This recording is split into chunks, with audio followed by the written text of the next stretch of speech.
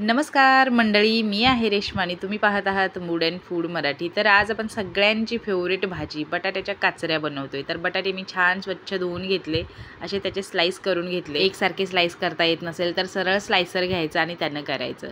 नंतर बटाटा पुन्हा एकदा चांगला धुवून घ्यायचा, कढईमध्ये तेल घालायचं, जिरं मोहरी कढीपत्ता घालायचा, आपण बारीक चिरलेला बटाट्याच्या स्लाइस घालायच्या, मीठ घालून छान वाफवून घ्यायच्या अर्धा मिनिटभर। नंतर त्याच्यामध्ये हळद, मिरची पावडर आणि धने पावडर घालायची आहे। नुसती मिरची पावडर आणि हळद घातली तरी सुद्धा चालते, मस्त लागतात बटाट्याच्या काचऱ्या। छान हलवून घ्यायच्या, थोडासा पाण्याचा हबका द्यायचा आणि पुन्हा एकदा झाकण ठेवून मध्ये एकदा दोनदा हलवून घ्यायचं। जास्त हलवी करायची नाही, नाहीतर बटाटा पातळ असल्यामुळे तो लगेच तुटू शकतो। सगळ्यात शेवटी कोथिंबीर घालायची आणि बघू शकता मस्त अशी बटाट्याची काचऱ्याची भाजी तयार आहे। आज मी कढी, भात, चपाती आणि बटाट्याच्या काचऱ्याची भाजी बनवलेली आहे। भरपूर सॅलड सुद्धा आहे। तर तुम्ही सबस्क्राईब करा, इंस्टा फेसबुकला फॉलो करा आणि जेवायला या बरं का।